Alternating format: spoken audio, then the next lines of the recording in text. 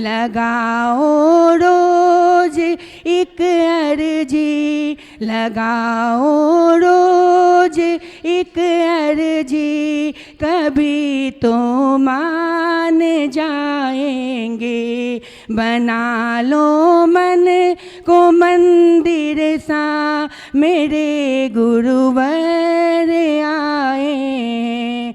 हर एक दुर्भावना त्यागो कि धो लो मेल पापों का। हर एक दुर्भावना त्यागो कि धो लो मेल पापों का, कि धो लो मेल पापों का। कि जिस दिन मन हुआ चंचल, कि जिस दिन मन हुआ कंचन, प्रभु पहचान जाएंगे।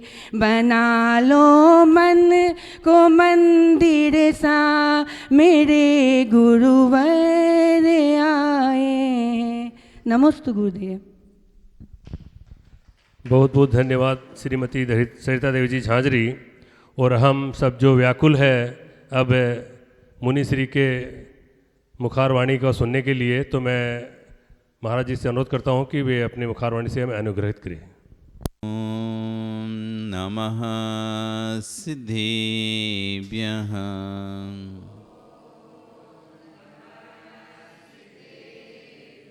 ओम नमः सिद्धेभ्यः।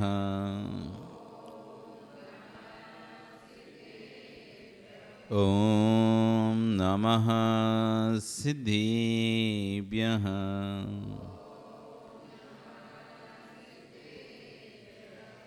सत्त्वेषु मैत्रीं गुणेषु प्रमोदम्, क्लिष्टेषु जीवेषु कृपावरत्वम्।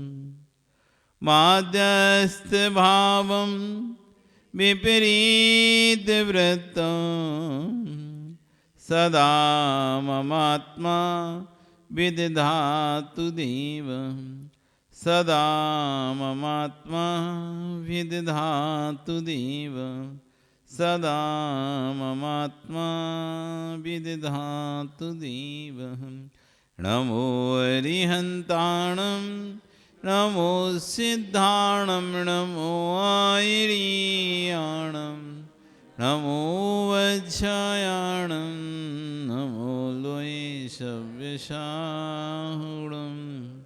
बोले अनंत अनंत से परमेष्ठी भगवान की, आदिरम आदिनाथ भगवान की, वर्तमान शासन महावीर भगवान की, आचार्य अमित गति स्वामी महाराज जी की, आचार्य और विश्व सागर जी महाराज जी की, अहिंसा में विश्व धर्म की।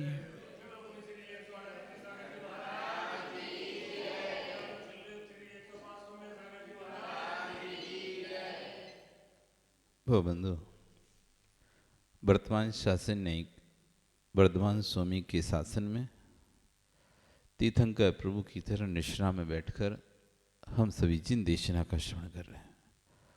आचार्यगण अमित गति स्वामी महाराज ग्रंथ राज भावना दर्शन सतिका में जहाँ वस्तु स्वरूप की व्याख्या कर रहे हैं, तो वहीं आचार्यगण विश्व सागर जी महाराज इस पर अपनी सामयिक दिशा दे रहे हैं।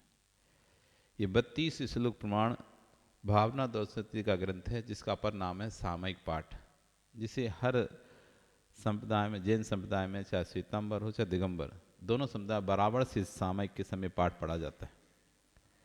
बहुत ही अंतरस में बैठकर ऐसा लगता है कि आचार्य ने लिखा था और अंतन के भाव थे। इसी पर आचार्य विश्व सागर जी ने अपनी देशना दी, जिसका नाम लिखा सामयिक देशना। उसी के कुछ अंश हम आज यहाँ पर सुनेंगे। आचार्य ने यहाँ लिख रहे हैं कि वस्तु व्यवस्था बड़ी न्यारी है।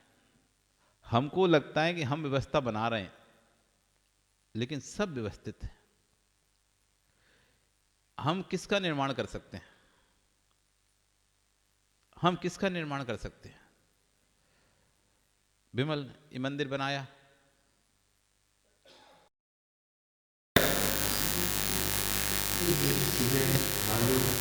तुमने इसमें से क्या बनाया? पर मंदिर तो तुमने बनाया। मंदिर बनाया नहीं बनाया? क्या बोलते हो?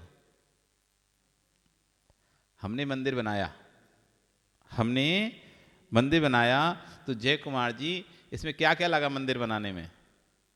ईंट लगी, सीमेंट लगा, बालू लगी, सरिया लगा। तुमने इसमें से क्या बनाया? तो तुमने मंदिर नहीं बनाया। कहने में क्या आता है, बोलने में क्या आता है? हमने बनाया, जबकि सब व्यवस्थित था। हमने सिर्फ अपने भाव को बनाया, ना हमने सीमेंट बनाया, ना हमने बालू बनाई, ना हमने सरिया बनाया, ना ईंट बनाई। सिर्फ हमने भाव बनाया और हमने कह दिया हमने मंदिर बनाया। तो इसमें जो लगने वाली थी, अब कोई कहे ठीक है हमने नहीं बनाई, तो किसी ने तो बनाई होगी। हाँ, हमने नहीं बनाई ठीक है महाराज जी, लेकिन ईंट तो किसी ने बनाई होगी, किसी ने तो बनाई होगी ना। तो वो कहे मैंने बनाई, उससे ही पूछे तुमने ईंट में क्या बनाया। यदि किसी कोई कहता है मैंने ईंट बनाई, भट्टा वाला कहता है, ईंट बेचने वाला कहता है कि हमने ईंट बनाई, तो तुमने ईंट में क्या बनाया? मिट्टी बनाई। ईंट किससे बनती है? ईंट किससे बनती है अनिल? मिट्टी से बनती है। तो मिट्टी किसने बनाई? यदि ईंट वाला कहे कि मैंने बनाई ईंट, तो ईंट किससे बनी? मिट्टी से। तो क्या उस ईंट मिट्टी को उस ईंट वाले ने बनाया? सिर्फ एक आकार उसने दिया मिट्टी को, बाकी मिट्टी किसने बनाई? सब स्वतः सिद्ध थी। हम अपने परिणाम करते हैं और एक आकार को तैयार करके कहते हैं हमने तैयार किया, हमने बनाया। जबकि आचरण में वस्तु व्यवस्था बड़ी न्यारी है, सब व्यवस्थित है, सब पहले से ही सिद्ध है। कोई किसी को नहीं बनाता है, अपने भावों को लोग तैयार करते हैं और भावों को उपचार से कह देते हैं अमुक वस्तु को हमने तैयार किया। जैसे एक बार हमने बोला था कि व्यक्ति कहता है मैंने संतान को जन्म दिया, मैंने संतान को जन्म दिया। तो भाई उससे पूछते हैं आचार्य किस अभिमान में हो तुमने संतान जन्म दिया? तुमने कोई संतान को जन्म नहीं दिया है, तुमने अपने विकारी भावों को जन्म दिया था, तुमने अपने विकारी भावों की पूर्ति की थी। संतान ने जन्म ले लिया है। तुमने संतान में क्या उसकी आत्मा के प्रदेशों को जन्म दिया? किसका निर्माण किया जो तुमने? क्योंकि जो देता जन्म कर देता है उसी का ही अंश होता है। जैसे मिट्टी से ईंट बनी तो मिट्टी का ही अंश उसमें आएगा। तो आपका कौन सी आत्मा का प्रदेश उस संतान में गया है जो आपने अपने उसको जन्म दिया? अपने विकारी भावों को सिर्फ जन्म दिया था, विकारी भावों ने संतान का रूप ले लिया, तो हमने कह दिया संतान को जन्म दिया। बाकी वो आत्मा ही अलग ही है, उससे हमारी आत्मा का कोई संबंध ही नहीं है। तो आश्चर्य के वस्तु व्यवस्था वर्षित है। जितने भी विद्वान व्याख्याता हैं वे वर्तमान में जी रहे हैं, वर्तमान की धाराएं बह रहे हैं। त्रैकालिकता को देखना चाहिए वस्तु के। जो रो रहा है वो वर्तमान को देखकर रो रहा है। अमुक व्यक्ति मुझे परेशान कर रहा है। कौन कर रहा है तुमको परेशान? किसी की ताकत ही नहीं कोई तुमको परेशान कर सके, कोई तुमको दुखी कर सके। तुम्हारा स्वयं का ही कर्म जब असाता उदय में आएगा तभी तुम दुखी हो पाओगे, नहीं तो ब्रह्मांड में किसी की ताकत नहीं है कोई किसी को दुखी कर पाए। कहने में आता है कि अमुक व्यक्ति हमको दुखी कर रहा है, अमुक व्यक्ति हमको परेशान कर रहा है। उपचार से जैसे कहा ना मंदिर मैंने बनाया, मंदिर हमने, तूने बनाया क्या? कुछ भी नहीं बनाया था, तब भी उपचार से कहा कि हमने बनाया। ऐसी सामने वाला दुखी कर रहा है, कष्ट दे रहा है, संकट दे रहा है, पीड़ा दे रहा है, ये हम उपचार से कथन है। बाकी का देने वाला तो कोई है ही नहीं है। जब तक मेरा स्वयं का साता का उदय नहीं आएगा तो कोई कितना भी कुछ कर ले। कष्टों में भी लोग हंसते देखे जाते हैं, कष्ट संकट के समय भी निश्चिंत बैठे देखे जाते हैं लोग। लोग पूछते हैं तुम्हें कष्ट नहीं हो रहा, तुम्हें चिंता नहीं हो रही? हम तो इतने टेंशन में और तुम आराम से बैठे हो, तुमको कोई चिंता ही नहीं है। वो कह नहीं मुझे कोई चिंता नहीं है। क्यों भी क्यों नहीं है? नहीं है बस। सब क्या बोलता हूं? क्यों? सामने वाले का असाता कर्म को उदय ही नहीं है। सामने वाला कितना भी अनेक प्रकार से बातें कर रहा है लेकिन उसे पर असर ही नहीं पड़ रहा। और एक व्यक्ति का असाता कर्म को होता है, किसी ने थोड़ी सी बात करी वो उधर रोने लगा, और एक व्यक्ति हंस रहा है, अब बोलते रहो तुम्हें जो बोलना है। जब स्वयं का कर्म का जब उदय नहीं आता हमारे, तो कोई कितना भी हमें सुनाए, कितना भी हमें गालियां दे, कितना भी कुछ करे, हमें फर्क ही नहीं पड़ता। और जब हमारा असाता कर्म का स्वयं का उदय होता है, कोई थोड़ा सा भी इतना सा ही बोल देता है ना, तो हमको ऐसा चुभता है कि हम आना ही जाना बंद कर देते हैं, दिन रात टेंशन में रहना शुरू कर देते हैं। तो आश्चर्य कर रहे हैं, वस्तु अवस्थित है, 5 पापों को छोड़ने के परिणाम नहीं है, जिससे क्रूर परिणाम शांत हो जाते हैं, ऐसे परिणामों को प्राप्त नहीं कर पा रहे हैं अभी तक। तीर्थंकर वरदान ने किसी की रक्षा नहीं की। अपन पिछले में उठा कि सब भगवानों का तो लेख आता है कि ये भगवान ने इसको बचाया, वो भगवान ने उसको बचाया, लेकिन महावीर भगवान ने किसको बचाया, आपके तीर्थंकर ने किस किसको बचाया, बताओ तो, एक का उल्लेख बताओ। सब जगह आप देखो तो सबके भगवानों की लिस्ट में कोई ना कोई की रक्षा करना बताएगा, इसने इसकी रक्षा करी, इसने इसकी रक्षा करी, इसने इसकी रक्षा करी। आपके भगवान ने किसकी रक्षा की? विमल कोई है जिसकी रक्षा की हो महावीर भगवान ने? बताओ, कोई नाम आया है ग्रंथ में, कोई सुनने में आया, कोई तस्वीर तुमने ऐसा देखी कहीं कि रक्षा कर रहे हैं भगवान? श्वेतांबरों मिल जाएगा रक्षा का फोटो, भगवान सांप को रक्षा कर रहे हैं, सांप का से को वो दे दिया, किसी को दे दिया, लेकिन आपके भगवान ना तो किसी को आशीर्वाद देते दिखेंगे कोई फोटो में। है कोई आशीर्वाद भगवान का? है कोई फोटो देखा तुमने कहीं कि भगवान आशीर्वाद दे रहे हो? याद करो, कहीं देखा हो तुमने, कहीं तीर्थ क्षेत्र में, कहीं भी, जहां भी देखोगे आप हाथ पे हाथ धरे बैठे दिखेंगे, चाहे फोटो में हो चाहे कहीं में हो। और मुनि की अवस्था में देखोगे तो ध्यान से देखोगे कि कमठ का उपसर्ग हो रहा है और पासनाथ ऐसे बैठे हुए, रुद्र का उपसर्ग हो रहा है, महावीर बैठे हुए, आदिनाथ अपने ध्यान में बैठे, ऐसी फोटो देखोगे। कहीं किसी का, कहीं आपने कहीं भी देखा हो किसी मंदिर में कि कोई आदिनाथ भगवान मुनि अवस्था में है तो सबको आशीर्वाद दे रहे हैं और उनका दुख दूर कर रहे हैं? ठीक देखा कि कोई तीर्थंकर संशय में बैठ के सबका सुन रहे हैं, अर्जी लग रही तो हाँ भैया बताओ तुम्हारा क्या काम है, बताओ तुम्हारा कौन सा दुख है, ये दूर करते हैं। क्यों नहीं ऐसा होगा? तो आचार्य भैया कह रहे हैं कि तीर्थंकर भगवान ने किसी की रक्षा की नहीं है, कोई ने की रक्षा नहीं की भगवान ने। वे तो जहां निकलते थे उनकी पुण्य की वर्णाएं इतनी अधिक थी कि समस्त प्राणी निरोगी हो जाते थे पहले से। जब कोई रोगी रहता ही नहीं था, कोई दीन दुखी रहता नहीं था, कोई भिखारी रहते, तो करें किसकी रक्षा, करें किसकी मदद? क्योंकि भगवान का पुण्य इतना था कि 100 योजन तक सुभिक्ष हो जाता था। वो जहां विराजमान हो जाते उसके 100 योजन तक सुभिक्ष हो जाता। कोई गरीब रहता ही नहीं था, कोई भिखारी रहता ही नहीं था, कोई लूला लंगड़ा उनके सामने रहते नहीं, किसकी रक्षा करें? कोई दीन दुखी उनके सामने रहता ही नहीं था। अब सभी स्वस्थ, सभी निरोगी रहेंगे तो रक्षा किसकी करेंगे?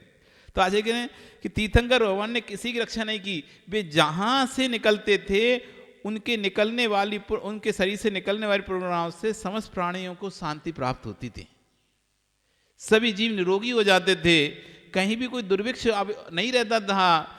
तीर्थंकर महावीर के परिणाम इतने शुद्ध थे कि किसी के पास जाने की आवश्यकता ही नहीं थी उनको, उनकी पूर्ण वर्णनाओं से ही सारा काम हो जाता था। इसलिए जब भी आपके जीवन में कष्ट संकट आए तो पुण्यात्मा जीव के पास चले जाना चाहिए, क्योंकि उनकी पूर्ण वर्णनाओं से हमारी पाप वर्णनाएं ठंडी पड़ जाती हैं। बंदे दिखाओ पारनामा का उच्चा एक सूत्र दिया आचार्य वहां स्वामी महाराज ने। एक द्रव्य दूसरे द्रव्य को अपने रूप परिणमित कर लेता है। जिसके शक्ति अंश अधिक होते हैं, जिसकी ताकत अधिक होती है, वो दूसरे को अपने मिला लेता है। आपने रस्सी खींचा खींची खेल देखा होगा, एक तरफ इधर से खींच रहा है, एक तरफ उधर से खींच रहा है, तो कौन के पाले में कौन जाता है? बीच में एक लाइन लगी हुई है, इधर से रस्सी खींच रहे हैं, उधर से रस्सी, कौन किसकी जगह पे जाएगा? वो इधर आएगा कि उधर जाएगा? जिसकी शक्ति ज्यादा होगी वो अपनी तरफ खींच लेगा। जिसकी शक्ति ज्यादा होगी, पुण्य की शक्ति अधिक होगी तो पाप को अपनी तरफ खींच के पुण्य रूप बना लेगा, और पाप की शक्ति अधिक होगी तो पुण्य को अपनी तरफ खींच के पाप रूप बना लेगा। तो जब हमारे ऊपर कष्ट संकट का समय आए तो ये हमारे पाप कर्म का उदय चलता है। उस समय में पुण्यात्मा के पास चले जाना चाहिए। उनके आवामंडल से, उनकी वर्णाओं के अंदर प्रवेश करते ही हमारे परमाणु बदल जाते हैं। जैसे आपको तो पता ही है, दूध तो आप रोज मंगाते नहीं, विमल दूध लाते हो नहीं लाते? कौन लाता है? मनोज तुम लाते दूध? आता है क्या दूध? दूध आता है, मतलब दूध आता ही नहीं है तुम्हारे घर में? आता है ना? तो उसके बाद थोड़ा सा पानी डालती होगी ना? नहीं डालते, बिल्कुल नहीं डालते। एक चम्मच, और बिना मिलाया आए तो फिर डालती ना। बिना मिलाया आया और नरेंद्र जी तुम्हारे बेटी की माँ ने पानी डाल दिया, अब बताओ पानी गया कहाँ? वहां तो दिख ही नहीं रहा दूध में। दूध प्योर आया आपके घर में और आपकी बेटी की माँ ने एक गिलास पानी नहीं डालेगी तो जल जाएगा दूध। बिना पानी के दूध तपता नहीं है। बिना पानी दूध तपाओगे तो अभी जलने की खुशबू आने लगेगी उसके अंदर से। उसमें पानी डालना ही पड़ता है। तो पानी डालेंगे तब जाके दूध गर्म होगा। तो दूध में पानी डाला, वो पानी गया कहाँ? वो अध्यक्ष महोदय जी, पानी दूध बन गया कि नहीं बन गया है? पानी दूध बन गया ना? नहीं बना? अब दूध 1 लीटर दूध था, उसमें 250 ml पानी मिला लिया, अब दूध कितना हो गया? कितना हुआ? हो गया? ज्ञानचंद जी आप तो ज्ञानी हैं। 1.25 लीटर हो गया कि नहीं हो गया? बोलो। बोले नहीं रहे तो समझदार हैं, बोले तो फंसेंगे इसलिए बोलते नहीं। वो दूध तो 1 ही लीटर है ना, 1.25 लीटर हुआ ना 1.25 लीटर हुआ। दूध तो 1 ही लीटर है। 250 ml तो पानी है, दूध थोड़ी ना है वो। तुम ऐसे अगर पानी डालने से दूध पानी दूध बन जाता तो अब 1 से 1.25 हो गया लीटर, अब फिर से और डाल देंगे वो भी दूध बन जाएगा। तो दूध कभी खत्म ही नहीं होगा। फिर तो दूध में पानी डालते जाओ, दूध बनाते जाओ, दूध में पानी डालते जाओ, दूध बनाते जाओ। तो रोज वाले से दूध बनाने की जरूरत ही नहीं है। एक बार जैसे वो होता है ना, दही का जामन बना लेते हो ना, तो एक बार कर लिया, डाल दो, अगले फिर हो गया, फिर डाल दो, फिर हो गया। तो ऐसे ही तुम दूध में पानी डालते जाओ और दूध निकालते जाओ। लेकिन क्यों? अब पानी तो दिख ही नहीं रहा पर वहां पर, क्योंकि दूध के शक्ति अंश अधिक है। दूध के शक्ति अंश अधिक हैं तो पानी के जो परमाणु हैं उनका जो कलर था, जो रंग था, वो दूध के रंग जैसा परिणत हो गया। अब तुम उसमें पानी और डालो, अभी 200 ml डाला था, अब 500 ml डालो, फिर 1 लीटर और पानी डालो, फिर 5 लीटर पानी डालो 1 लीटर दूध में। अब देखो अब कौन सा कलर आने लगेगा? धीरे धीरे कलर उसका फेड होता जाएगा और तुमने अब 10 लीटर पानी डाल दिया उसके अंदर। अब बताओ कौन सा कलर दिखाई देगा? दूधिया वाला कलर या पानी वाला कलर? अब शक्ति अंश किसके बढ़ गए? अब शक्ति अंश पानी के बढ़ गए, वो दूध का कलर खत्म होने लगा। क्योंकि शक्ति अंशों ने उन पानी की शक्ति दूध को अपने रूप कन्वर्ट कर लिया। अभी तक दूध पानी को अपने रूप कन्वर्ट कर रहा था कि मेरे कलर में हो जाओ, मेरे जैसे हो जाओ, जैसा मैं हूं वैसे हो जाओ। अब पानी कह रहे हमारी शक्ति ज्यादा है, अब तुम मेरे जैसे हो जाओ। तो जो जिसके शक्ति अंश देखो कन्वर्ट कर लेता है। यदि पुण्य के शक्ति अंश अधिक होते हैं तो पाप को भी पुण्य में कन्वर्ट कर लेते हैं, और पाप के शक्ति अंश अधिक होते हैं तो पुण्य को भी पाप में कन्वर्ट कर लेते हैं। इसलिए जब हमारे पास कष्ट संकट के समय आते हैं, ऐसे में पुण्यात्मा के पास जाना चाहिए, उनके पास बैठना चाहिए, उनके पास रहना चाहिए। होता है क्या है, कष्ट में और हम पापियों के पास ही बैठते हैं तो माइनस में ही और जाते, और गहरा रंग चढ़ जाता है। लाल रंग पर और काली में जाओगे तो काली रंग चढ़ेगा ना, तो दूसरा रंग कैसे चढ़ेगा? जब दूसरी जगह जाओगे तब।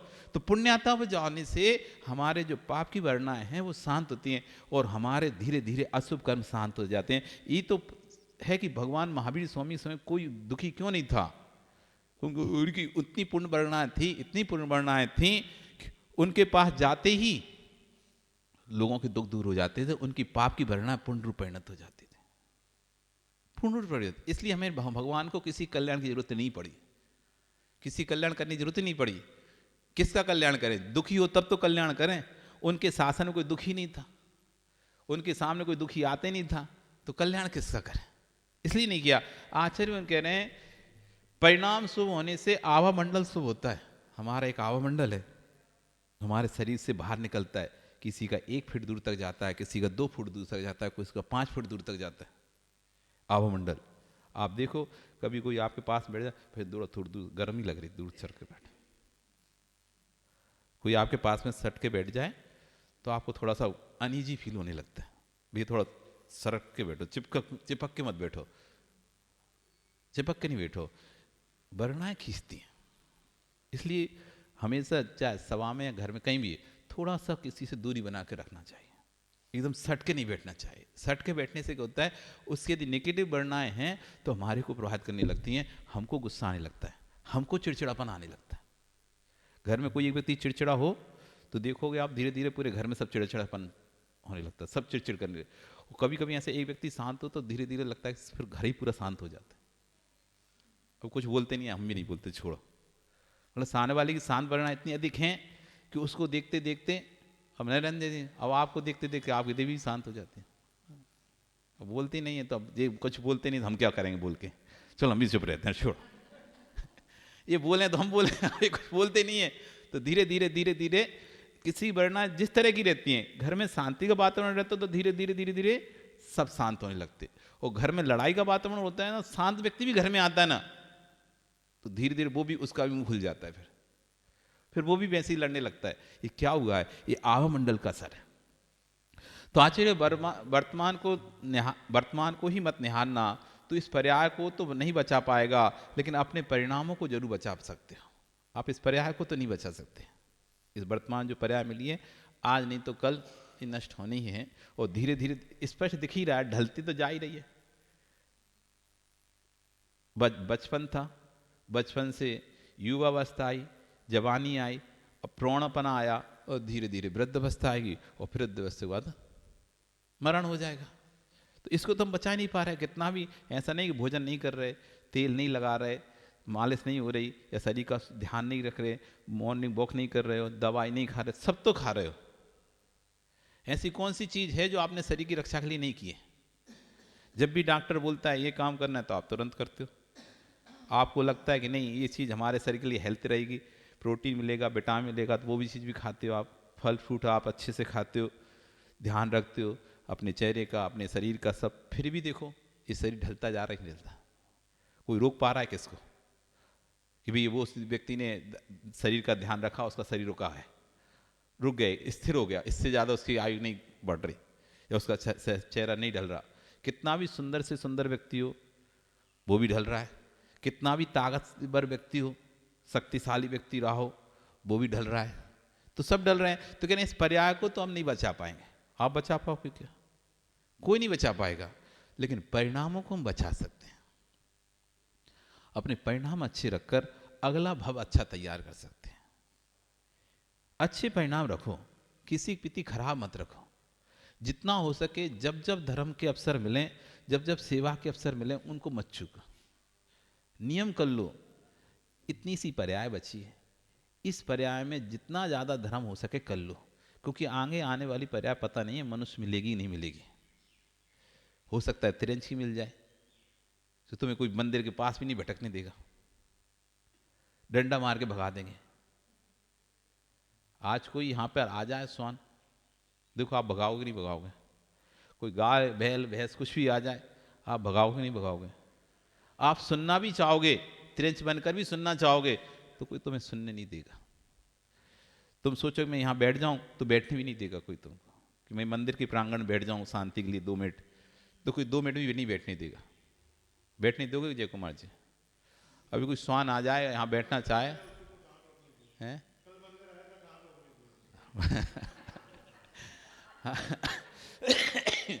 तो नहीं रुकने देंगे ना। इसलिए भैया ये मनुष्य पर्याय है माताओं, इसलिए इस अपनी पर्याय में जो नहीं आ रहा है नहीं आ रहा है, लेकिन आप आ रहे हो, आप अपना देखो कि इस पर्याय मिली है तो भगवान की भक्ति पूजा कर लें। क्या पता कब कौन सा समय आ जाए।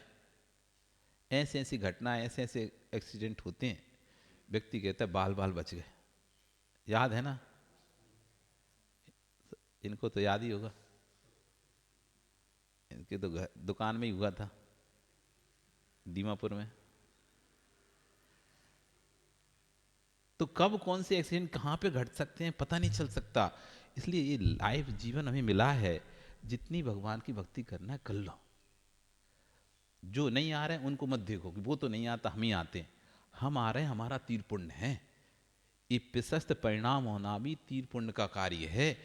व्यक्ति के सब जगह जाने के परिणाम होते हैं, लेकिन भगवान के पास आने के परिणाम नहीं होते। भगवान के द्वारे से निकल जाएगा, पास से निकल जाएगा, लेकिन अंदर नहीं आएगा। ये मनोज तुम्हारे पुण्य है तीव्र कि भगवान की भक्ति करने को मिल रहा है, तुमको अभिषेक करने को मिल रहा है। जय कुमार जी, ये मत सोचना कि इतने सारे तो लोग हैं लेकिन हम तीन ही को आना पड़ता है। हम तीन, ये कोई जिम्मेदारी नहीं है, ये तुम्हारा सौभाग्य है। इसे जिम्मेदारी कभी नहीं समझना कि हम तीनों के ऊपर भार पड़ा है। कोई तो नहीं आता। देखो महाराज जी, हम 3-4 लोग ही आते हैं, करने वाले हम ही 3-4 लोग करें सो। अरे नहीं, ऐसा मत मानो ये भार है, ये हमारा सौभाग्य है। अच्छा रहा, कम से कम हमारा सौभाग्य है तो हमें मिल रहा है। बहुत सारे आ जाते तो हमको पीछे रहना पड़ता, हमको पीछे रहना पड़ता। ये भी हमारा एक सौभाग्य है। कम लोग हैं तो हम ही आगे आगे हैं, ज़्यादा होते तो पीछे होना पड़ता है, ज़्यादा होते तो पीछे होना पड़ता। इस सौभाग्य को कभी मत छोड़ना, चाहे कुछ हो। माता आप भी कभी मत छोड़, ये तुम्हारा सौभाग्य, आराम से शांति से बैठ के पूजन करने मिल रही है। बहुत ज़्यादा भीड़ हो जाती तो तुम ही कहते हो हम कहाँ बैठे, हमें तो दिख ही नहीं रही जगह, कहाँ पूजन करें। आवाज़ कर रहे हैं, कोई कुछ कर रहा है, तो आज शांति से। तो जितने भी आ रहे हो आप लोग, आप ही लोग अपने अंदर एक धारणा बना लो, मैं अपने सौभाग्य को नहीं छोड़ूंगा। जब तक शरीर में प्राण है, जब तक इस शरीर में जान है, हाथ पैर काम कर रहे हैं, तब तक मैं भगवान के दर्शन नहीं छोड़ूंगा। ऐसा भाव बनाओगे, विश्वास रखना, ऐसी पुण्य वर्णाएं जनरेट होंगी, ऐसी पुण्य वर्णाएं होंगी, आपको बीमारी नहीं पड़ोगे। हमने सीखा ही नहीं है जनरेशन करना, अपने पुण्य की वर्णाओं को जनरेट करना पड़ता है, तब जाके ही हमारा शरीर स्वस्थ चलता है। क्योंकि सारा काम पुण्य से है। स्वस्थ शरीर मिलना भी पुण्य का कार्य है। वो पुण्य वर्णा जनरेट कैसे होती है? पॉजिटिव थिंकिंग से, सकारात्मक सोच से। हम सोचें नहीं, हे भगवान मैं तो कभी आपके दरवाजा मुझसे छूटे ही नहीं, मैं तो हमेशा आपकी दर्शन करने आऊँ, चाहे कुछ भी हो जाए मैं आपके पास आऊँगी। उससे ऐसी पुण्य वर्णा जनरेट होगी, आप बीमारी नहीं पड़ो। साधु लोग बीमार कम पड़ते हैं। आप देखो, एक खोज करना, आप लोग जल्दी, थोड़ा सा ठंडी होती सर्दी जुकाम हो जाता है, आपको जरा सा कुछ होता है सर्दी जुकाम हो जाता है। लेकिन ये तो इतना घूमते हैं, नग्न शरीर रहता है, सब कुछ नंगे पैर चलते हैं, तब भी उतने बीमार नहीं होते जितने सामान्य लोग बीमार होते हैं। जितने सामान्य लोग बीमार होते उतने साधु संत बीमार नहीं होते। छोटी मोटी तो ठीक बात है, लेकिन कोई विशेष नहीं होते। कारण इनकी पूर्ण वर्णा इतनी अधिक संचित होती, इतनी अधिक संचित होती हैं कि जो असाता कर्म का द्रव्य है, जो कि बीमारी के रूप में उदय में आना था, क्योंकि पास तो जो भी उदय में आएगा कर्म शरीर के ऊपर आना है। क्योंकि धन है नहीं है तो धन नष्ट हो, परिवार है नहीं परिवार नष्ट हो, किससे दुख मिलेगा? आप लोगों के दुख के तो अनेक साधन हैं। परिवार का दुख, व्यापार का दुख, व्यापार से घाटा हो सकता है, वहाँ से आपको दुख प्राप्त हो सकता है। परिवार में कोई को हानि हो सकती है, उससे दुख हो सकता है। संपत्ति से हानि हो सकती है, उससे दुख हो सकता है। मित्रों रिश्तेदारों से दुख हो सकता है, अड़ोसी पड़ोसियों से दुख हो सकता है। दुख के बहुत सारे साधन हैं, लेकिन साधुओं के पास जो दुख आने का एक ही साधन है, शरीर। ना तो कोई अड़ोसी हैं, ना कोई पड़ोसी हैं, ना कोई मित्र हैं, ना कोई बंधु हैं, ना कोई परिवार है, ना धन है, ना संपत्ति है, ना दुकान है, तो घाटा जाएगा किसमें? तो एक ही साधन है, मात्र शरीर। शरीर के माध्यम से ही इन जितने भी कष्ट आएंगे, शरीर के माध्यम से आएंगे इनके ऊपर। तो उन कष्टों को कम करने के लिए इन इतनी जाप ध्यान आदि जो करते हैं, उससे क्या होता है? पुण्य वर्णा संचित हो जाती है। वो कष्टों का जो विपाक था, अनुभाग था, वो बहुत ज़्यादा होने पर भी पुण्य वर्णाओं से कम पड़ जाता है और बहुत छोटे में निकल जाता है। कष्ट संकट तो आते हैं पर इतने छोटे में निकल जाते हैं, पता ही नहीं चला। तो ऐसे ही आपके जीवन में भी कष्ट संकट बहुत हैं, उनको छोटे में निकालना है, कम में निकालना है। तो जितना ज़्यादा भगवान की भक्ति करोगे, जितनी ज़्यादा गुरु की सेवा करोगे, जितना ज़्यादा जिनवाणी का स्वाध्याय करोगे, और सबसे अच्छा परिणाम सरल रखोगे। सब चीज़ों में अपने परिणाम दूसरे प्रति मत बिगाड़ो, किसी पे नेगेटिव सोचो ही मत, सब अच्छा होगा। ये सोचो सब अच्छा होगा, सब अच्छा होगा, और वस्तु व्यवस्था व्यवस्थित है, मैं क्या करूँगा, जो होना है वही तो होगा। हम क्या करें, हम सोच ही सकते हैं, हम किसी के बारे में अच्छा सोच सकते हैं, हम अच्छा कर किसी के बारे में सकते नहीं हैं। उसका अच्छा होना होगा तभी होगा, मेरे सोचने से क्या होगा। मैं अच्छा सोच सकता हूँ, मैं बुरा सोच सकता हूँ, लेकिन अच्छा बुरा उसके स्वयं के कर्म पर आधारित है। आप बच्चे को अच्छे स्कूल में भेज सकते हो, एडमिशन करा सकते हो, लेकिन उसकी बुद्धि नहीं बना सकते। आप अच्छा से अच्छा स्कूल बच्चे को दे सकते हो, अच्छी से अच्छी टीचर उसको लगा सकते हो, अच्छे ऊंचा से ऊंचा क्वालिफिकेशन दे सकते हो, लेकिन पढ़ेगा उसकी स्वयं की बुद्धि से। उसे तुम अच्छा नहीं कर सकते। तुम सोचो मैं इसका दिमाग खोल के इसको थोड़ा जनरेट कर, ऐसा तो नहीं कर सकते ना। आप क्या कर सकते हो, बाकी तो फिर आपको छोड़ना ही पड़ेगा, जिसका जैसी योग्यता है वैसा होगा। इसलिए ज़्यादा विकल्प नहीं, बस अपना तो यही सोचो सब अच्छा हो, सबका अच्छा हो, सब अच्छा हो और सबका अच्छा हो। ऐसा सोचने से आपकी पॉजिटिव प्रेरणाएं बढ़ती हैं, आपके अंदर ऊर्जा का संचार होता है, पुण्य का संचय होता है, और आपकी असाता साता में कन्वर्ट होने लगती है। आपका समय हो गया, कल फिर आओगे, पर आ रही तो फिर से मिलेंगे, चर्चा करेंगे। बोली भगवान महावीर स्वामी की।